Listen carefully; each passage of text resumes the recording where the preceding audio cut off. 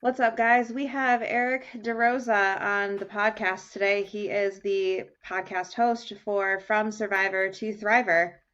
What's up? Hey, Heather. Thank you so much for having me on. Happy 2024. It Yeah, happy. is, yeah, it's the first show I've been on. When we January 2nd when we're recording this, and Yep. I couldn't be more excited. I love what your message is and your mission, and I think we talked about it when we first met. I love the hot mess espresso. It's Yeah, it it's was amazing. it was a fun play on words. I love a good pun. So it worked out. I've always been a hot mess. I really like coffee. I really like espresso. And I was just like, oh, it's like Yes, Hot Mess Express, but with coffee. So, like, but with Hot coffee, Mess yeah. Espresso. So that was my Instagram handle for like 10 years. And then when I, started this podcast, I was like, it's got to be Hot Mess. It can't be anything else, honestly. Yes, it's perfect. It can't be hot mess dunks because first of all, like it doesn't really rhyme, and second, I'm sure they'd sue you within 30 seconds. Oh So yeah, and I mean, thirdly, the Dunkin' in New York is not as good as the Dunkin' in New England, which we have talked about before, because you yes, said you were from Massachusetts, so like you are where Dunks is superior. yes, I'm actually where Dunks was founded. So it was so I grew up in Somerset, which is about 45 minutes south of Boston, Hmm. and Dunks was about 15 minutes north of where I lived. Yeah. So to kind of take two for context, we started this, and then Yes, the whole thing just disappeared. We have no idea it what happened. So it this is blew a up. take two, Yes, as is my everything blew life. up. Like chaos knows no bounds in my life. There wasn't a cat running across the screen yet, so the universe was like, you know No, what, we're just gonna there is a cut. chance. Yeah, there is a chance my cat could come running in here. So I who mean, knows? there's a 75% chance there will be at least a cat butt coming across the screen, because they do. It's what happens. My dog is occupied for once in her life, so the cats are gonna have free reign. It's fine. Everything's fine. But And the first two questions are not a surprise, but I'm going to let you ask them anyways. oh yeah, so like, wow, let's go over the first question. So going through your podcast, and obviously we talked about it a little bit in previous conversations. You do more of a kitchen table open discussion instead of a Q&A in your podcast. So why that, and also why mental health? Like why was that your target area? So Sure. floor is So yours. for I'll take kind of the second first, and so for me, mental health is hits super close to home. I've had Hmm. my own lived experiences within the mental health realm and struggling for.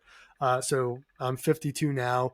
I really spent the first 33 years of my life struggling in silence with severe anxiety and obsessive compulsive disorder, and was diagnosed with PTSD, post traumatic stress disorder, about 2 years ago, a Hmm. little over 2 years ago now. And so for me, I thought for the longest time that I was broken. I thought I was the only one. I thought I was unfixable. And it was in 2004. I was 33 years old, and I suffered the first of two dissociative episodes when I was still living and working in New York City.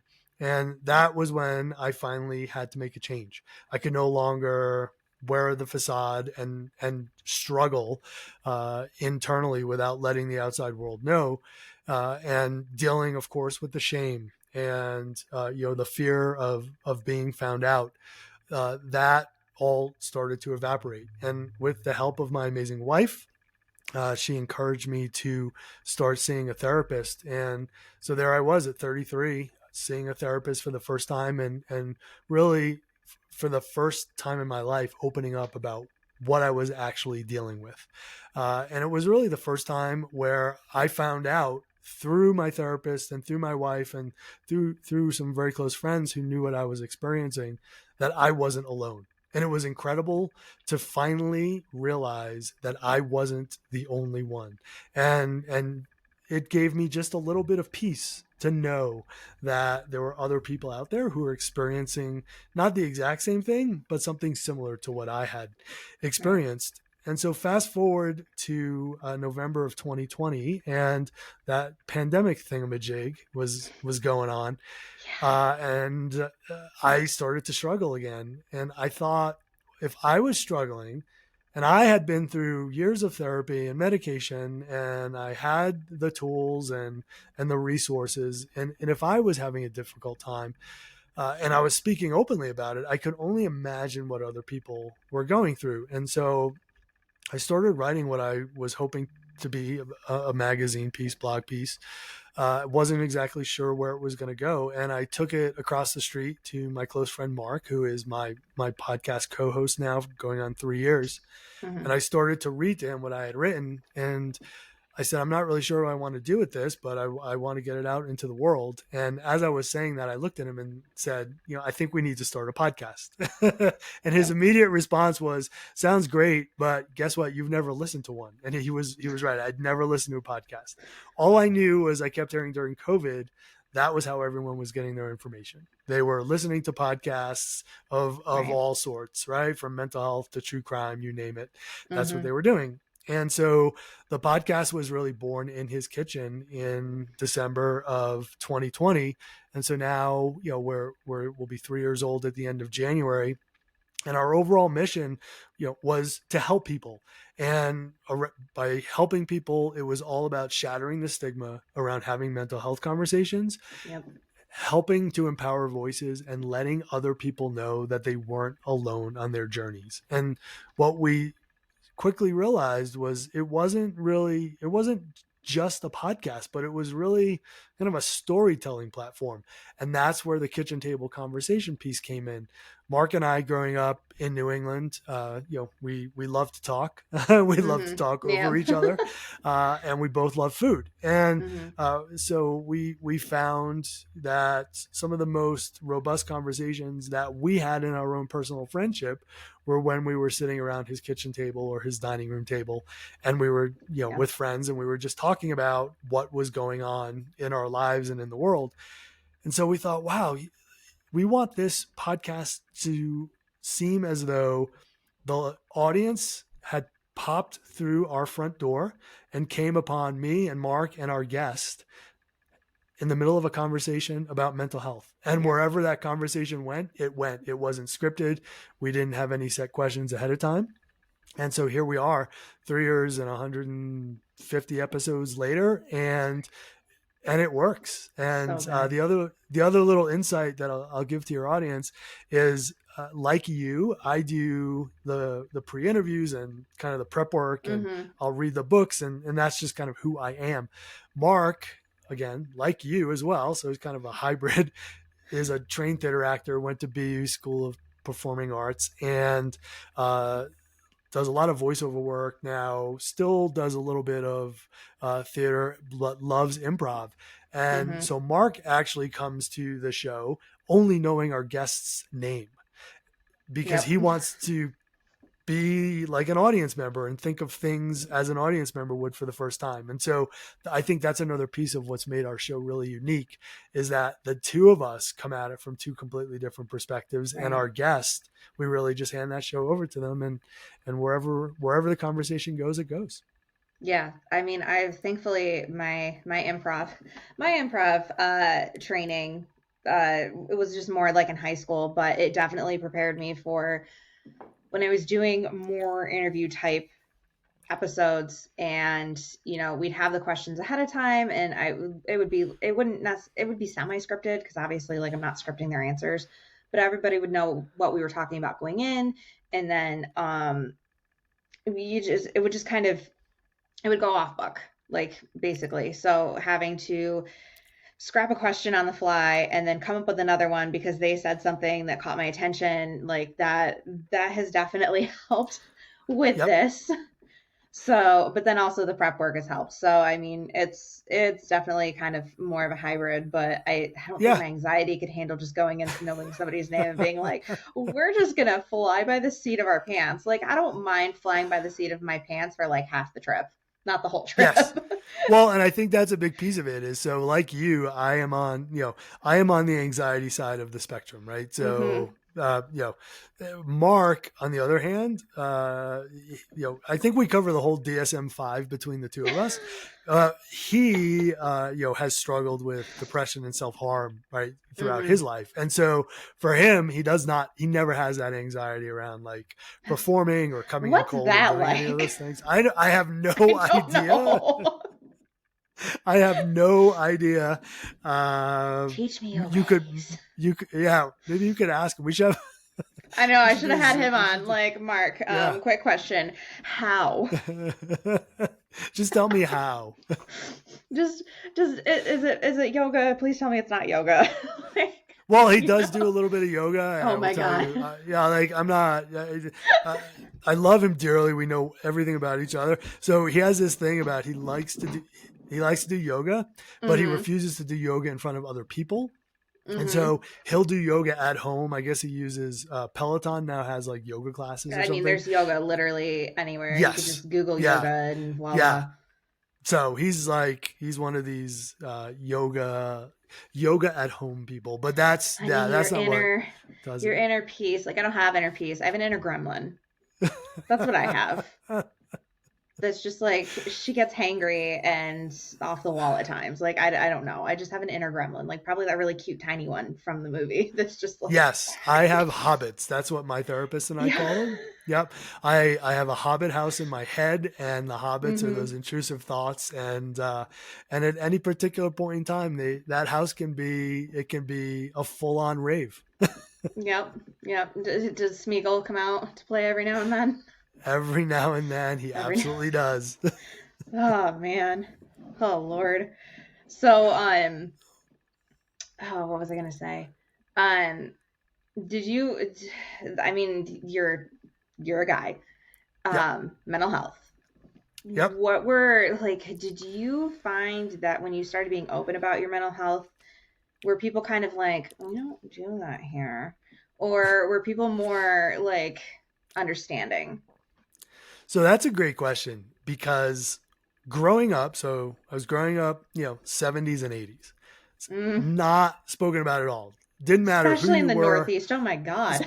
Yeah, especially in the Northeast. Like no, that was all what, Italian, like Italian, Irish. Like, I'm not about to no. roll into like South Boston and get on somebody's, the roof of their 3-story house and scream like, I have mental illness, right?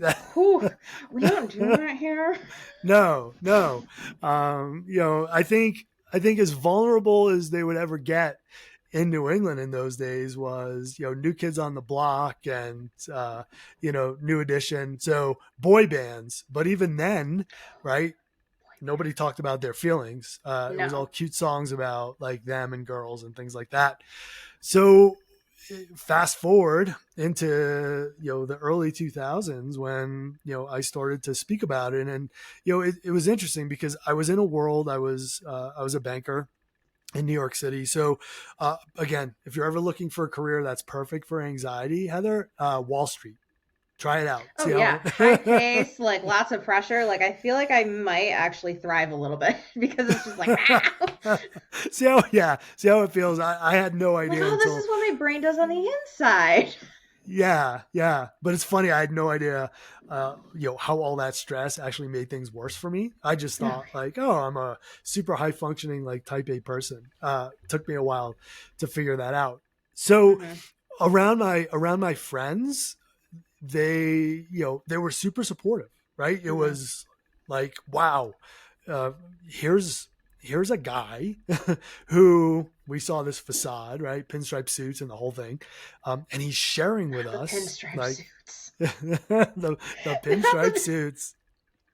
Kind of a little bit of Guys and Dolls, like could have been Nathan Lane, who knows? Yep, probably. All the theater references today. I know. And I love it. But I was working in a world, it was super stigmatized, right? Like you're supposed to put on this like macho image, this tough image. And so I never spoke about it in that world. What's interesting is as I moved from New York and I came to Colorado and I became, a much more vocal mental health advocate, and I started the podcast and doing all these other things. And I started sharing my story more and more and more. I found that there were so many men that would come up to me in public and thank me for doing the work that I was doing, but thank me for being vulnerable and thank me for like showing other men that it's okay to share our feelings, that it's okay to not have good days. And I'm helping to facilitate a men's group here in the mountain town that I live in. And it's been amazing to me to see kind of the change over the last decade when those men walk through the door and the conversations that we have and the things that we share. It's really amazing to see, and that was a big part of it for Mark and I. Is we wanted to just be out there as two men, which was an extremely rare thing. Two men, hosting a podcast and just showing people like, yeah, we've struggled and it's okay. Like there's no shame in it, and there's a better way, and there's help and there's hope, and like here we are. We have nothing to hide, and in my own life, the more I share my story and the more vulnerable I get, I feel like the stronger I get. People always equate like vulnerability with weakness, or you were talking about men, like men sharing their feelings with like, oh, well, I don't want to hear that. Like that's taboo. And some of my closest friends are the men in my life who are vulnerable and will cry and will text or call when they're not having a good day, and we're there to support one another. So it's changing slowly, but it is changing for the better. It's very good to hear, because yeah, I feel like a lot of what I'm hearing about the men's mental health movement is like some pushback, because they're like, oh, that's going to make men soft, that's going to make men weak. And I feel like it's nice to see when men actually open up about what they're going through, because then I don't have to guess. Yeah. I don't have to wonder. I don't have to, we're taking care of ourselves, whether you're a man, woman, a person, anything. Yep. Yeah. So So, do you have the explicit rating on this show? yeah. Okay. So the word soft to me is like, it's such bullshit. When I hear that, Yep. when I hear men are like, well, that's going to make us soft, and women, right? And that's what you always hear now is like women are trying to like emasculate us. And I'm like, shut up.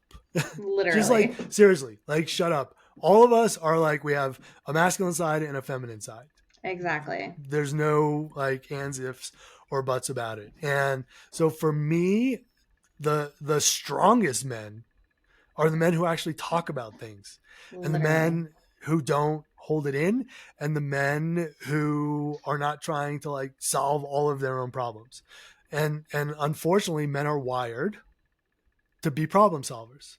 Yep. And if they can't figure out a problem and they can't solve it, well, they decide, I'm not going to tell anybody. And so it's no surprise that the suicide rate among men is, exponentially higher than it is around women. What I'd love to see, I'll just call out, the Bills Mafia and Orchard Park. How cool would it be to go to a football game and go to a tailgate party, and you have men and women standing around not only talking about the game, but also talking about like what's going on in their life, like really Mm-hmm. talking about what's going on in your life, not this Yep. scripted conversation, but really just here's what's happening. Like I'm Yep. struggling, I'm not doing great, right?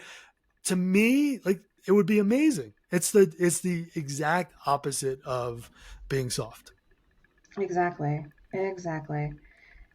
I That just is everything that I've been thinking but didn't know how to verbalize. So I'm glad you said that. Now, to kind of like work back a little bit. When you Yep. got your PTSD diagnosis, that was kind of like a light bulb moment, or did it kind of fill in the blanks on a lot of things, or was it just kind of like a, oh, okay, like was it just kind of that last puzzle piece on So that? it was, yeah, it was actually, I'm going to call it, and a couple of my friends have coined this term for me about when things kind of like, aha, it was a chandelier moment. So there's Ooh. light bulb moments where it's like, the light bulb, but for me, Mm-hmm. when it's a whole series of light bulbs, it's a chandelier moment. And I remember, so if there's any men who think like talking about it is soft, here we go. I was sitting Buckle up, in my Buttercup. I was sitting in my therapist's office last week of November after Thanksgiving in 20 yeah, it was 2021. Mm-hmm. And I was in a really, really, really, really, really deep dark hole. I was, probably a few hours away from a psychotic break. I was begging to be hospitalized. I had told my wife, I don't, in whatever capacity I had remaining, I'm like, this is not fair to you. This is not fair to my friends. Like, I don't want to be a burden anymore. Please, I just want to be in a hospital. Put me in a bed. Drug me up, and I want this pain to go away, and I'd rather work on it that way than try to Mm-hmm. like struggle. And so she got on the phone with my therapist, and I couldn't really hear what the conversation was, but my therapist was like, well, bring him in, we're in crisis, right? And I Mm-hmm. remember I was probably in there for 3 hours on a Saturday afternoon, and I was in the corner of the couch, head down, crying, thinking like, I can't go through this again. And Yeah. my therapist at one point said to me, um, you have PTSD, right? And I was like, and it didn't really like register at first. And Right. I was like, what? And she goes, and she like, she was, I'd been seeing her, you know, on and off for a couple of years when I lived here in Mm-hmm. Colorado, but this was like the first time I was seeing her, and it was, that whole month of November. And she goes, I'm sorry if I haven't, but she Right. goes, you have childhood emotional PTSD. And I remember like my head snapping up off the pillow, and I was like, wait a second, I have a thing?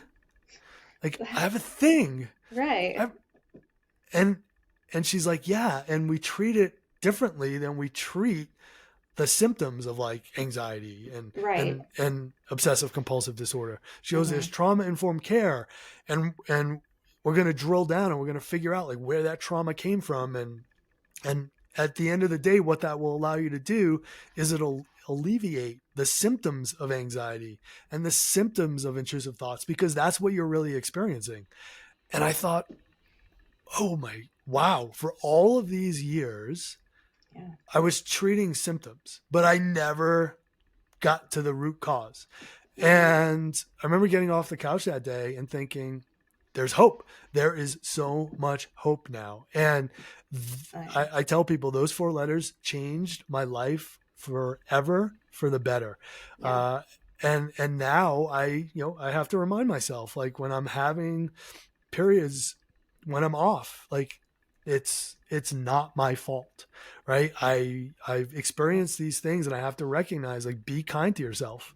Don't beat yourself up, and don't just try to solve the symptoms, but try to figure out like what is it, and draw that roadmap back.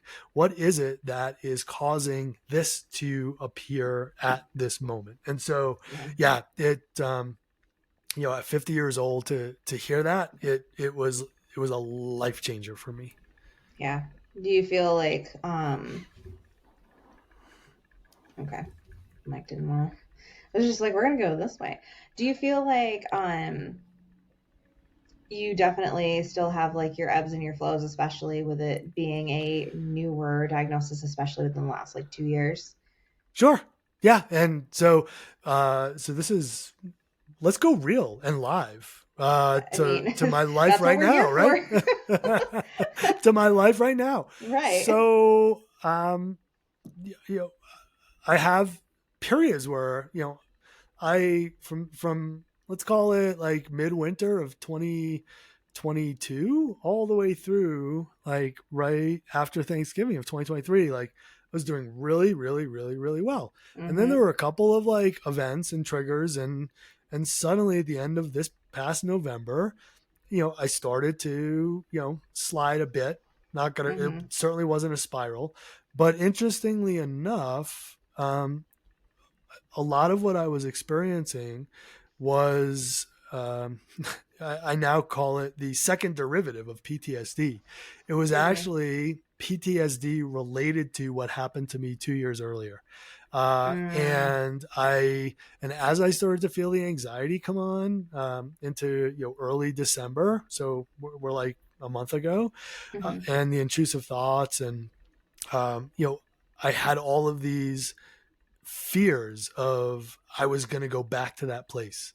I wasn't going to be able to sleep. I wasn't going to want to eat. I had that pin in my stomach. And so as I was seeing my therapist and I was talking to her about this, I was like, I really feel like I'm afraid of going back to where I was. And I'm seeing you nod. Uh, Mm-hmm. and the coolest thing, so my therapist said, you know, sometimes shit makes a curtain call. Yep. The dragons that we slayed, you know, like you said, it was only 2 years earlier. And so Mm-hmm. it's pretty fresh, in the Yeah. relative scheme of things. Sometimes we slay those dragons, but we may not be totally comfortable with how we slayed it, or there might be some things that we thought were completely dead and buried, and they kind of like in a fantasy tale, they kind of creep their way through, and it's totally okay, and recognize like it's totally okay. And so here I am, it's January 2nd. And so, Mm-hmm. throughout that month, I started to feel better. Ski season came around. I was out on the snow. I was spending more time outdoors again. I was starting to recognize some of the things that I had neglected. Right. And I think Mm-hmm. when we really feel good, we tend not to do the things that helped get us there. And that was Yeah. a big awakening moment for me this time. Was I need to be doing all of these things all of the time, so that I can stay in a good place. I can't just get to a good place and go, okay, great, thanks for all the mindfulness and cat and all Yep. of the Cat. great things that I did. Yeah, I'm going to push those aside now and just move on with my life. So Exactly. um, it was short lived, but I definitely took a lot out of it. Yeah, and I think that's important to note that like it's almost like when you're because we will sit there and we will drink our water and we will eat right to maintain like a weight and a figure and this that and the other thing to stay healthy and to improve our health, but when it comes to our mental health, the second we start feeling good, we quit with the like therapy vegetables or the coping skill fruit, like Yeah, that kind of thing. yeah, Like the pyramid for keeping your body in one piece is also the same kind of pyramid for your mental health. And every time because that's, I mean, how many times have we, I'm sure you've heard it a million times. Sorry, buddy. I'm sure you've heard it a million times, but how many times have like you heard somebody go, well, I feel so much better, so I don't think I'm going to take my meds anymore. And it's like, your meds are why you're feeling better. You bingo. taking your meds is why you are feeling better. Because I guarantee you, in a month or two, you're going to start feeling like shit again because you're not taking your meds. And it's the same thing with like coping mechanisms or self care Yep. things and stuff like that. But, we get caught up in the, oh God, here's number two. We get caught up in feeling good that we're just like, I don't need this. Like, I don't need to, do my journaling or my reading or something like that. And then all of a sudden we're in the spiral and we're just like,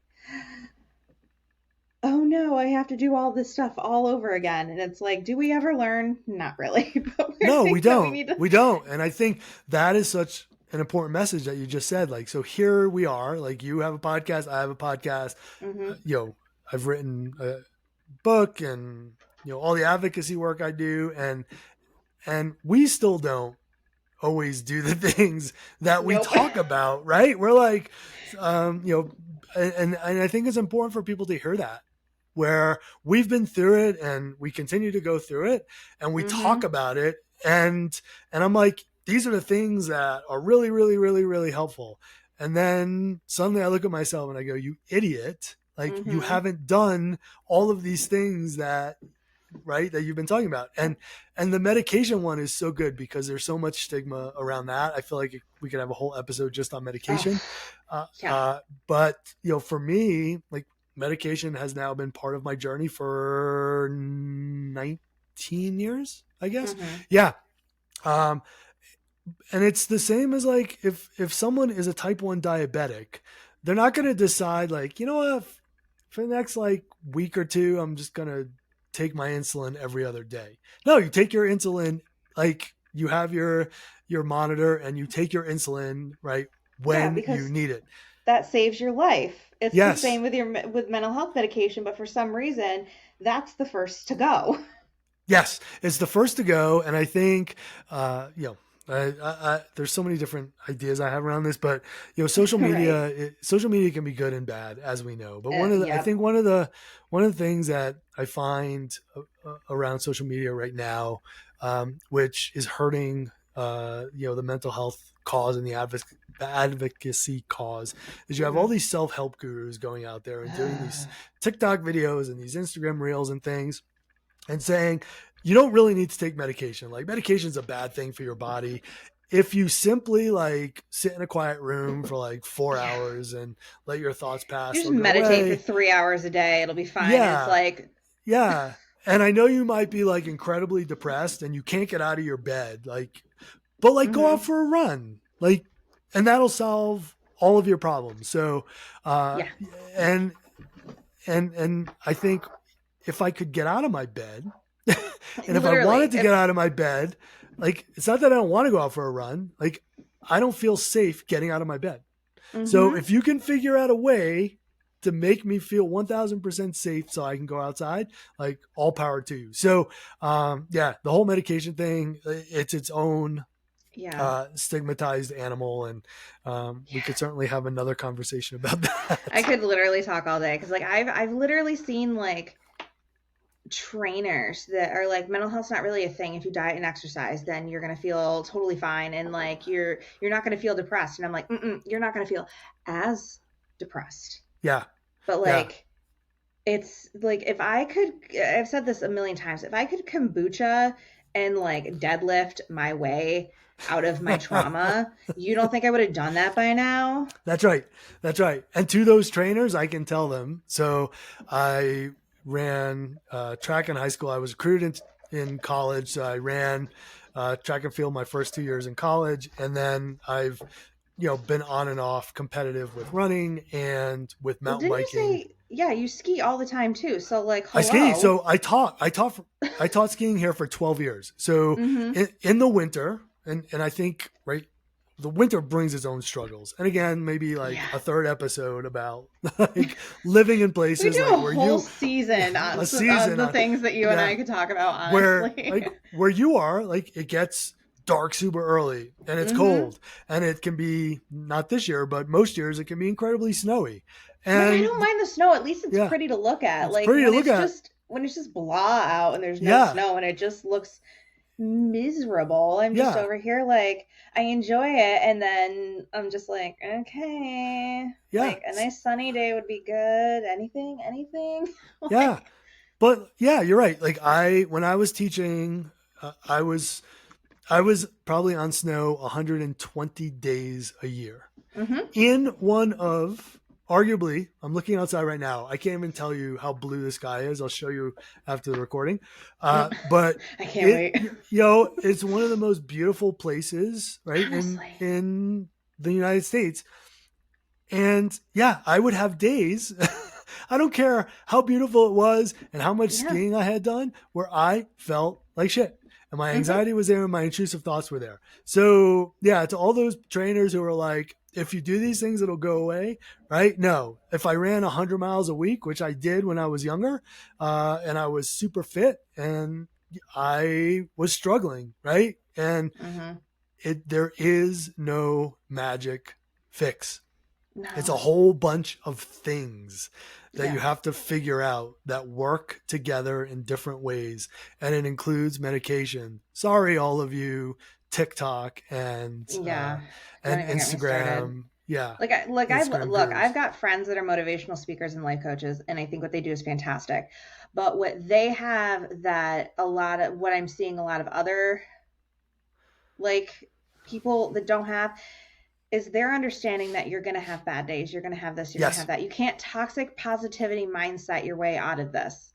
No. And like I wish people understood that we're not just talking about baseline depression and anxiety here, where maybe that could change things. Like there's trauma involved, there's triggers, there's things that you are never going to work your way out of. There's just You're not. Like you're there are just absolutely things that right. you are going to have to deal with for the rest of your life, and let me tell you, that is motherfucking exhausting It is. to It is. have to sit there and go, I'm having a bunch of really good days, but I know there's going to be a cloud. Like in this left commercial, there's going to be that cloud coming back over at Yes. some point. And it's exhausting because you go to bed and you're like, I had such a good day. And it's like, what if tomorrow's not good?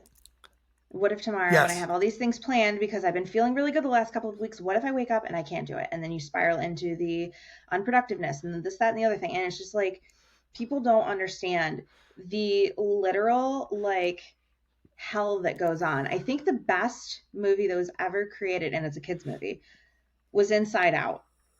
Did you ever watch that movie? No. You should watch it. It was basically like it's an animated movie, and it like did kind of a split screen kind of thing where Hmm. you had like your storyline, and then it would dive into the head, and you had all of these like characters that were different emotions. And Oh it was wow. great, and they're coming out with a second one, and they just released the character for anxiety, and I was just like, oh my god, it's me. Like I cannot wait to watch this because now they've thrown anxiety into it because they had anger, they had sadness, they had joy, they had Yep. um a few other things, and it was really interesting because they would just kind of go into like the male brain on things and the female brain on things, and while it was a kids movie so they had to kind of dumb it down a lot, it was really refreshing to kind of see the complexities of different emotions in your brain and how it works. And obviously they weren't throwing in like childhood trauma or, a traumatic Yeah. event or anything like that, but it was really nice to just be like, oh, so anytime like anytime I'm like really mad or something, I just like send the gif of the angry guy just like in his head exploding, and I'm like, that's me right now. That is me right now. It was really nice to just be able to be like, there's a literal like character of emotion with what I'm feeling right now. It was so nice. I love that. And I want to pick up on something that you had said right before you Yeah, were talking about the movie. And that's this idea of not knowing like what it's going to be like that next day. And I don't think a lot of people recognize that. And for those of us and for your audience out there who might be struggling, it's especially with perfect. trauma disorders. Yeah, it's perfectly okay to feel that way, and Hmm. that you could go and I've gone periods, long periods of time, where right I'm feeling really, really, really, really good, Yeah, you were just saying um, almost a year. almost, and then you have a period of like anxiety kind of heightens a little bit, Hmm. and the OCD kind of, the shiny ball does its thing for a while, Hmm. and then I'll have like a good day, but then I start to think like, yeah, but that's not going to last. Right? You get into this, Yeah, you do. yeah, where You're you're just like, like, I don't really trust it. Yeah. like you're just like looking over your Yeah. shoulder, like, okay, what's it coming? What's it And it's coming? Like, real. And it's real. it And I is. think these are things like not enough people talk about. They Like don't. what it's really like to live in a world where you're living with, and I use that important distinction. We're living with, right? We're not managed by any longer. Like we own it. And Hmm. that's why, I called the company From Survivor to Thriver, because at some point we're all surviving in some way, whatever it looks like. Hmm. But then we take ownership of it, and that's the thriving piece. And even though we call ourselves like thrivers, we Hmm. still have these periods where, like you said, you use the term, it ebbs and it flows. Hmm. Um, and it takes a while to like, it's kind of like being on a boat, like a really rocky boat. In the And, middle of the North Sea, if and you're on North Sea TikTok. Have you seen those videos lately? I'm just sitting there like, who the yeah, hell would want to like, woof. yeah, I'm not a boat person. And so whenever I get on a boat and it starts, like you kind of, I get seasick, but then like you feel really unstable. Hmm. And even when you get off the boat, you get onto solid ground, you still kind of feel like the ground's moving a little bit. And that's what it's like when you're living with like these traumas, and, Yep. and all of the associated symptoms is, even though you're moving through it, like you still have these periods of feeling like unstable. Uh, Literally. but the important thing is that you will stabilize again. You will. And so to recognize that, yes, you will experience the instability, and Mm-hmm. acknowledging that it's perfectly okay to experience that, and to know that you will gain solid footing again. I think, if there's any important message that I want people to take away from this conversation, it's that Yep. it ebbs and it flows. But over time, you'll have far more and much longer periods of feeling joy than you Mm-hmm. will these periods of being in these, unstable kind of spirals where Yeah. like, ooh, I'm not really comfortable right now. Yeah. And when you first start your healing process, those feel good spots will be short, but seeing as we're on the back end of the solstice, as the days get longer, so do those, those good periods. And Yes. the bad periods, they still suck. And you're still like, I gotta go through this again. Like, oh my God. But if you find tools that work for you and allow yourself some flexibility on being able to change those tools, because here's the thing, I'm sure you know this. You had a regimen of medication and coping skills before, like to start. And I'm sure that's changed over time, whether your medications had to change with your dosage or just changing the medication, or you're realizing that a coping skill that worked a year and a half ago is not doing jack shit at the moment. So you have to so if you give yourself the flexibility of having kind of things in the arsenal or like in your library, whether it be self-help books. I personally don't find that self-help books help at all because they never tend to understand the complexity of my brain. It's all, we're just gonna like yay you into being motivated. And it's like, I have ADHD on top of this. So no. Yes. So, Yep.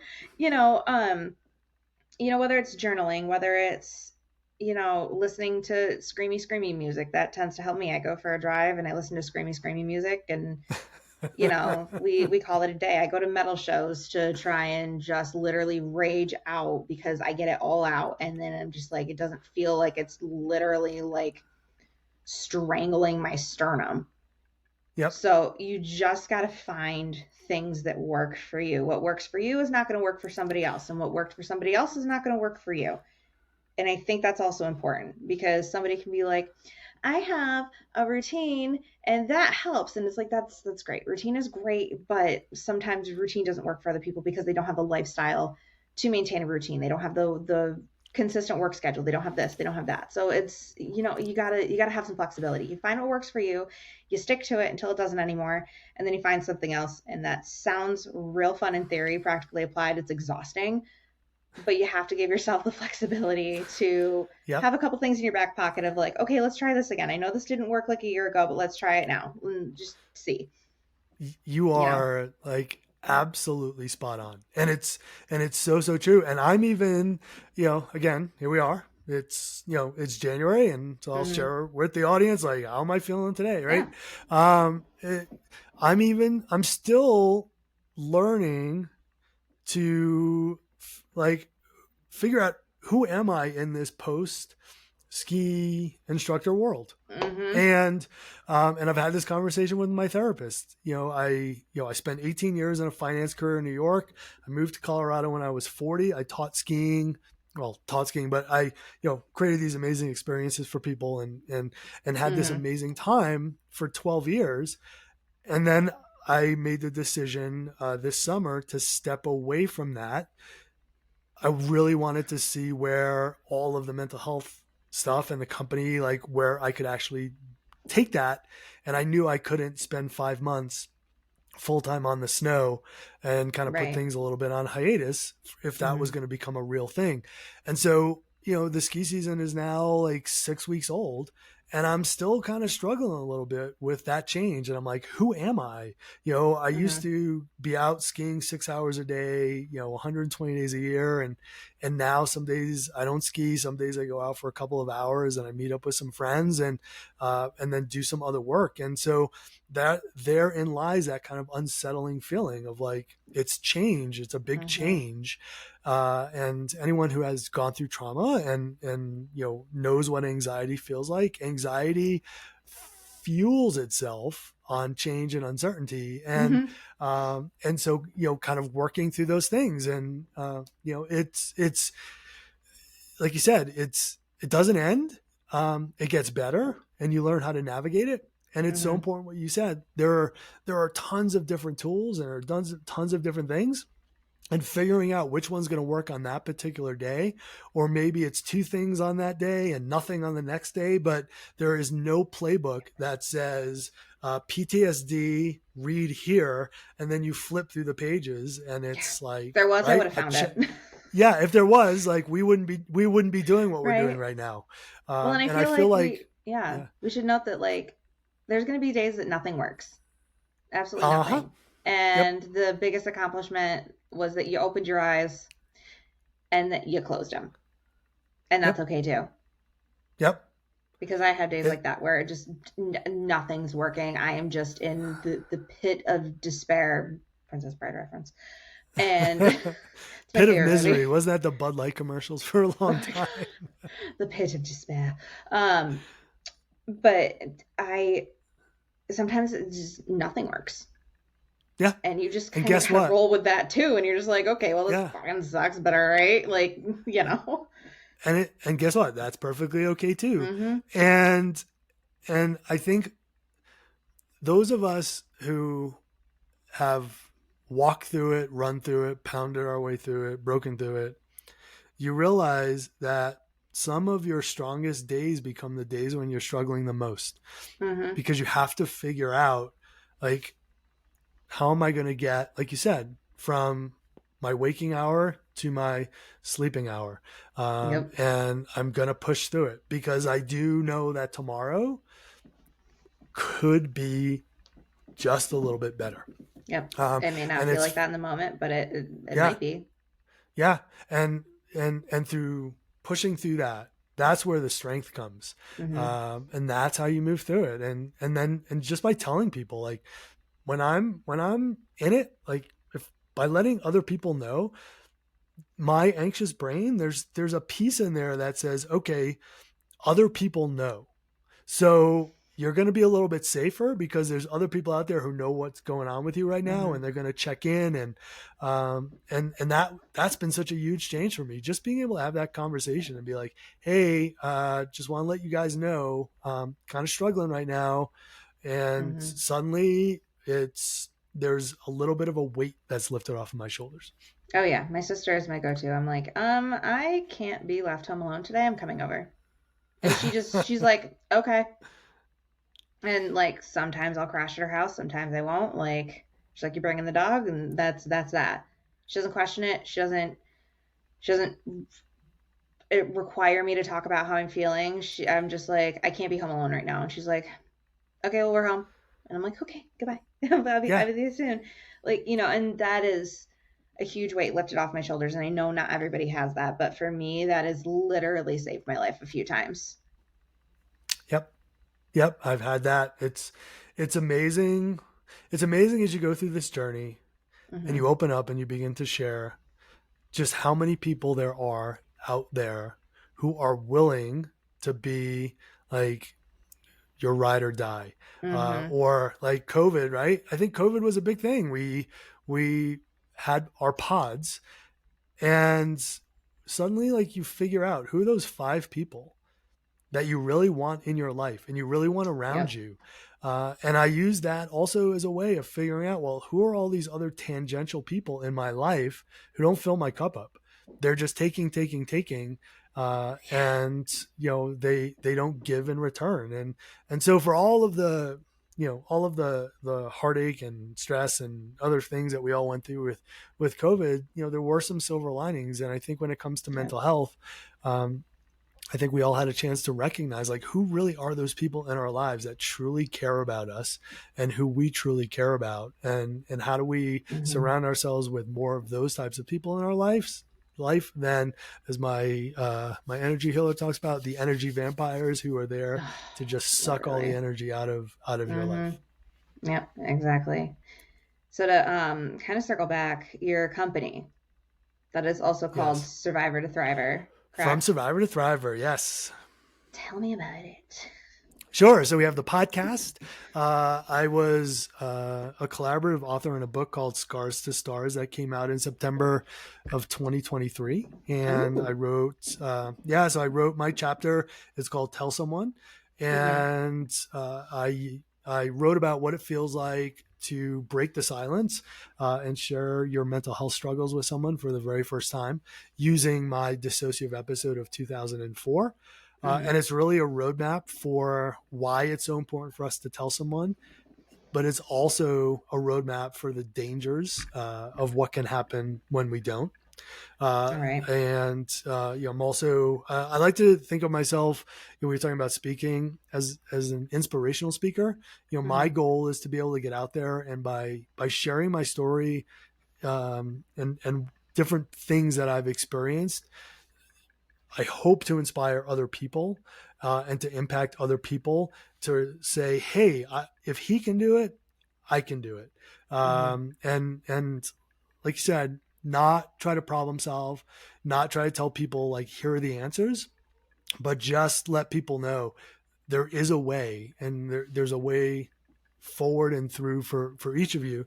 And the other piece of from Survivor Thriver that I'm just starting to work on now is um, around skiing and mental health. And Mm-hmm. there are so many great things such as music therapy and equine therapy and art therapy and all these, but nothing really exists in the ski world. And so for me, what I really want to do is skiing is one of the things that really saved my life when I was in Mm-hmm. some of my deepest darkest holes, and I want to truly bring it full circle. And I want to be able to bring people together and use skiing as the medium to be able to share our stories and experience nature together and healing together, and to build a community of people who find joy and excitement and type 2 fun and sliding around on the snow, however that may look, Mm-hmm. but also share this common thread of they have a story to tell and a story to share, and they want to be able to share it with other people. So that's the next piece of what the company is going to be doing, and I'm excited, a little Sounds nervous, exciting. and to see where that takes me over the next couple of years. Yeah. So where can everybody find you? Because I know I have you on Instagram, but where can everybody else find you? Yep. So, like I said, Instagram. So my handle is Ski Sherpa. I Yeah. love it. I love it. It was actually coined by my in-laws.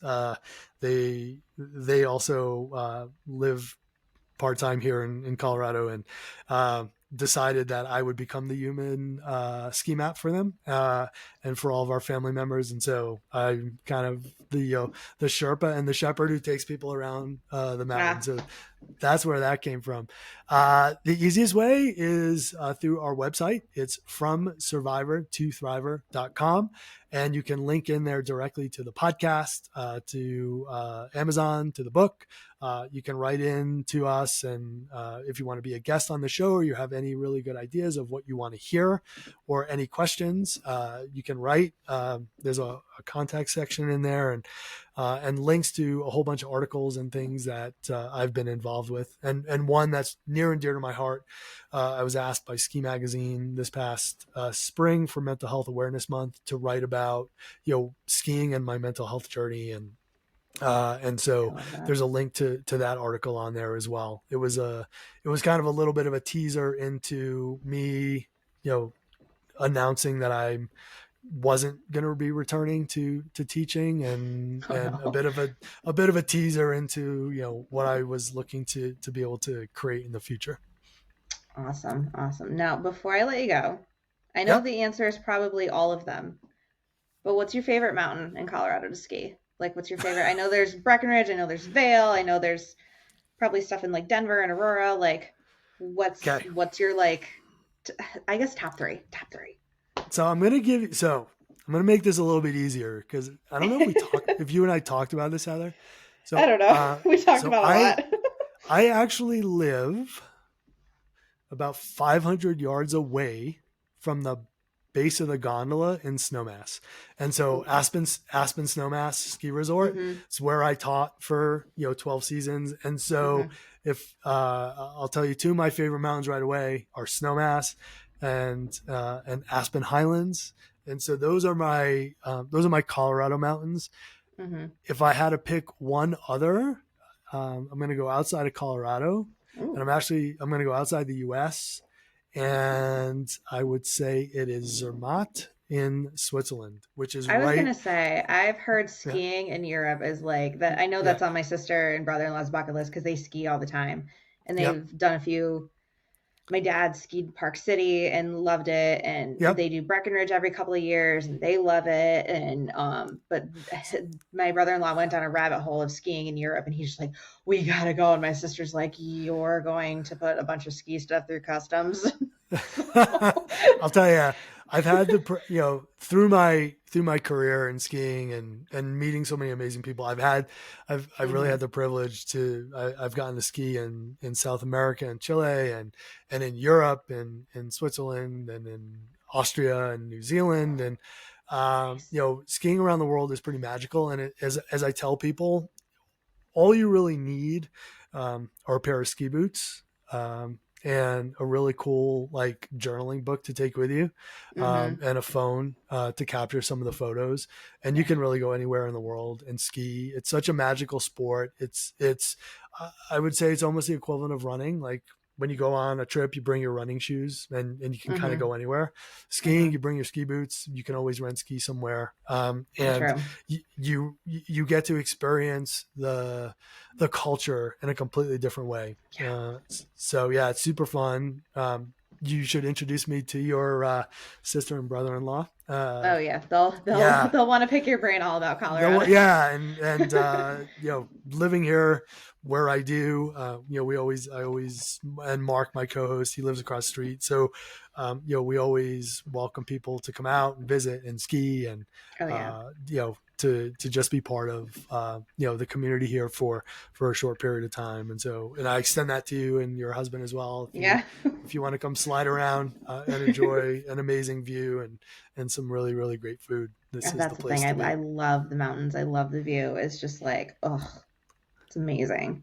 Yeah. It is amazing. Well, thank you so much for coming on. This has been so much fun. And I'm so Well, glad we got to talk about the things that we chit chatted about. yes. Well, thank you for having me. I couldn't think of a better way to kick off 2024. Me neither. It's This was great. Yeah, it's been so fun. And We'll have to have you back. I'd love to come back. We could do one here. You could actually Yeah, we could record one live on the snow. that would be nice. But yeah, thanks so much for coming on. Thanks, Heather. I really appreciate it.